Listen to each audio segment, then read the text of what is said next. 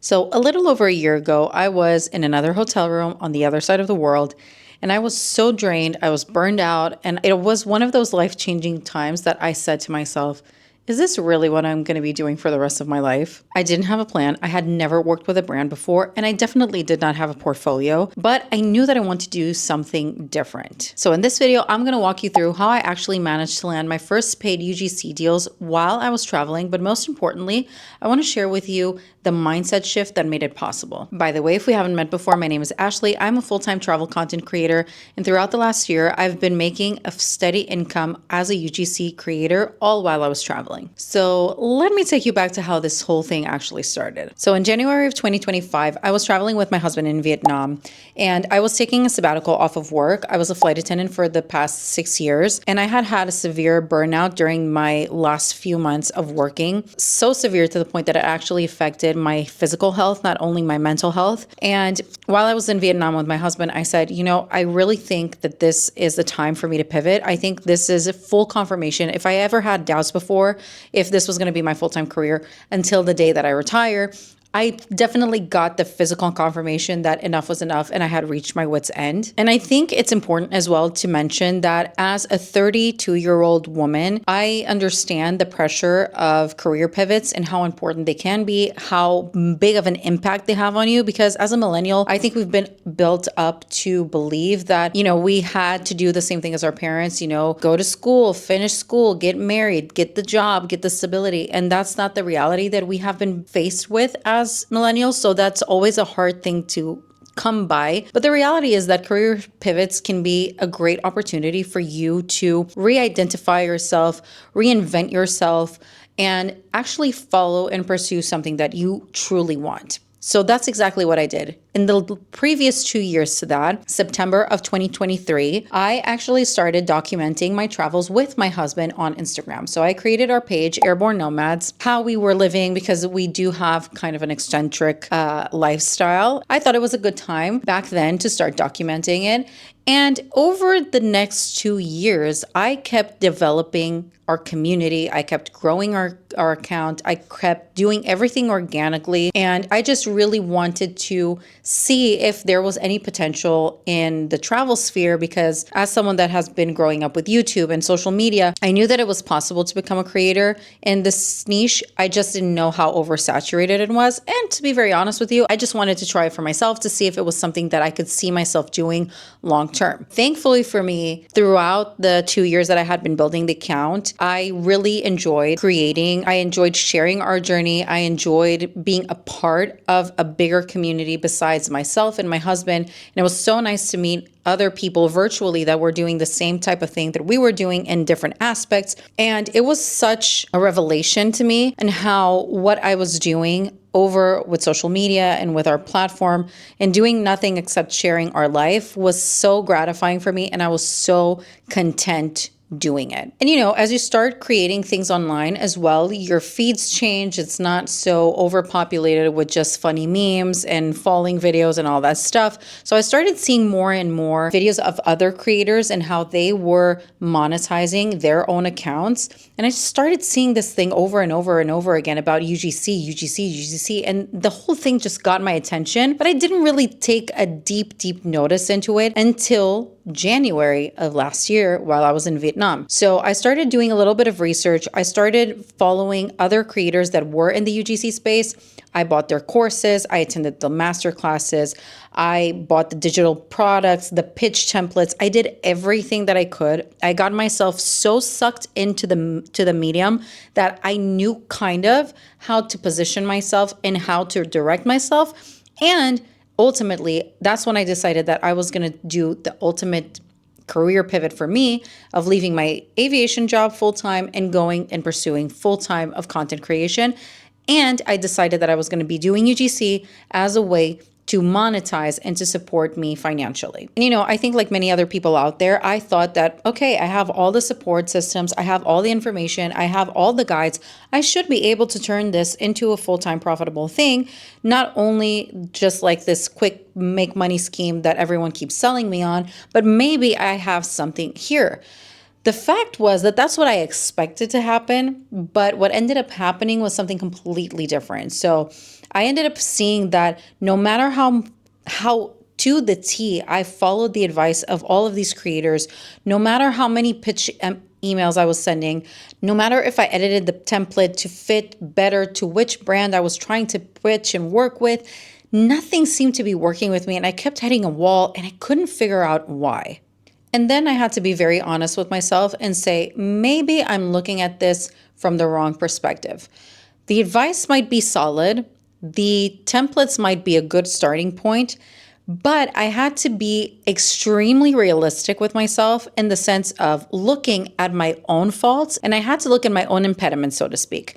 So I ended up identifying 3 major things that were hindering my growth as I was starting to build out my UGC career. So number 1 hindrance I found was location. I was not US based. And as you can probably understand, when you're trying to work with brands that need to ship you physical product, brands want quick turnarounds. They want you to have one steady address that they can send you stuff to. And so I understood that my nomadic lifestyle couldn't necessarily fit all the time with a product-based business that I was trying to partner with. Number 2, I had no brand experience. I had never worked with a brand before. I had never communicated with a brand. I didn't know what to expect from their side.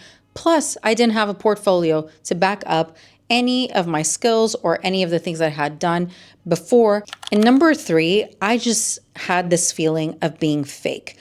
Everyone was telling me that I should build a portfolio. I should just pick up a random product that I have in my house, film a video for it, showcase my skills, and showcase how I would create this brand video for a fake imaginary brand that I want to work with. And that just felt so inauthentic to me. It felt the same as putting on my CV that I had been the CEO of Airbus when all I did was fly it. You know, it just felt so weird and just felt so awkward for me that I was completely detoured from it. And at the same time, I didn't actually know what brands were looking for. So even though I could have been creating a super aesthetic ASMR video, I didn't know if that was what the brands wanted to see in reality, even though that's what all the advice was telling me. So once I figured that out, I said to myself, I have 2 options. I either stop and I just cut off any intention that I have of trying to pursue this, or I need to adjust and I need to adapt. Despite knowing all of my difficulties and all of my limitations, I chose to look at the 2 years previously that I had been building on social media, and I decided to really give myself a little bit of props again for what I had been doing, because although I never worked with brands, I knew a little bit about social media from over my 2 years of creating online. I knew exactly what people were clicking on. I knew how to make good hooks. I knew how to make trending videos. I knew how to talk to the camera. I knew how to convert people from just being one follower to being someone that was actually purchasing or clicking one of my links to go and buy someone else's product. And at the end of the day, my travel content served for me, if nothing else, it served as proof of concept. So when I left Vietnam knowing that I was going to do UGC no matter what, and I was going to find a way in. And that's exactly what happened. We ended up leaving Vietnam. We went to Cancun, Mexico. And while I was in Cancun, I did a little bit of a work brainstorming with my good old friend ChatGPT. And ChatGPT told me that there were these things called UGC and influencer platforms that connect you directly to brands. Now, this for me was something absolutely new. I had never heard about any of the content creators that I bought their stuff from. I never heard any of them talking about this. And I said to myself, okay, this can actually be at least a way for me to start creating deep connections with brands, because up until here, I had pitched brands. I had heard absolutely nothing from them. Some of them would answer me with thanks, but no thanks. Others wouldn't even dare to respond to me. So that left me so aggravated and so pissed off that once I found these platforms, I said, okay, this can actually be my way in. However, I had to be very diligent on how I was going to actually do this, because as you remember, a few minutes ago, I was telling you I had all of these obstacles in my way and I had all of these limitations. So I had to start thinking strategically like one would when it comes to business. I opened these platforms, I registered to all of them, I made my profiles, and I started pitching myself to brands depending on which brand deals and which collaborations they had open. Once I started seeing the dates tab and I started seeing when the brands needed the content back, I said to my husband, listen, I think we need to go to the US because I might be able to close a couple of deals. And they have this short turnaround timing that I need to deliver the content by. And initially, I think my husband thought I was a little bit delusional, but nevertheless, he followed along with me. And we ended up going from Cancun to Rhode Island to his brother's house. And by the time I landed back in Rhode Island, I had already 2 brands that had accepted to work with me. They had already shipped out the products. All I had to do was collect the products, make the videos, follow the briefing guidelines, send the videos back for them to review, and then they would pay me the money. And that's exactly what happened. And I remember how I felt when I received the payment on my PayPal account. Like, I almost fainted in the living room of my brother-in-law's house because I was like, someone actually paid me to do videos for them. And I got the product and I got the video. Like, this is unheard of. I never thought that I was going to be able to do that in real life. And here's where I want to back up a little bit, because all of this happened not because I had a perfect portfolio like everyone was telling me to. This happened because I had been building for the past 2 years a community online where I was posting daily, every single week for the last 2 years. I had built a community. I had tested out my own skills as far as content creation and video editing. I had developed different strengths like copywriting, script writing, and I put all of that to test. And every single week I was adapting and changing to whatever the platforms were requiring from me. And all of that was what led me to book these first UGC deals in the first place. And you might be thinking, okay, then what type of stuff were you sending to the brands for them to hire you? And it was very simple. Some of the platforms that I work for allow you to upload videos onto your profile in the apps. Others, they ask you to link your social media accounts, to which you can then copy the link to any video that you've done before, submit that as your application for any brand deal, and through that, they actually see what can you do or what can't you do. And in this particular platform that I was using, what happens is when you apply for a brand deal, it will open a second tab for you where a message section where I truly advise you to write something to the brand. Don't make it super long or super extensive. You're not telling the story of your life here. You're just telling them how you are a good fit for this particular campaign. And then they had something that was my easy way in, which was they ask you to attach a video or to link a video that you have already created so that they can evaluate and see if you fit the brand collaboration that they're looking for, if you have the look that they're going for, or whatever, through that. So what I did was I copied a link to one of my latest videos that I had created over on my social media account, and it was nothing more than packing tips from a former flight attendant video where I was sitting in my Cancun hotel room on the floor with my bags behind me, with nothing but my camera, my light, and that's it. I was just talking to the camera, giving my advice, my point of view, my experience, my perspective, and that's what they hired me for. No portfolio needed. I just used a video that was already well performing in my account, and I use that as proof of myself and of my skills. I do think that there is a misconception when it comes to UGC because everyone makes it sound like, and everyone keeps repeating it, that you don't need a following to become a UGC creator. And that's a fact. Brands don't care about your following particularly because it's not like an influencer brand deal where you will post the videos that you create for the brand on your social accounts. That's not the case. You sell them the videos that you create so that they then post it on their socials, on their websites, even for TV, newsletter, you name it, they use it.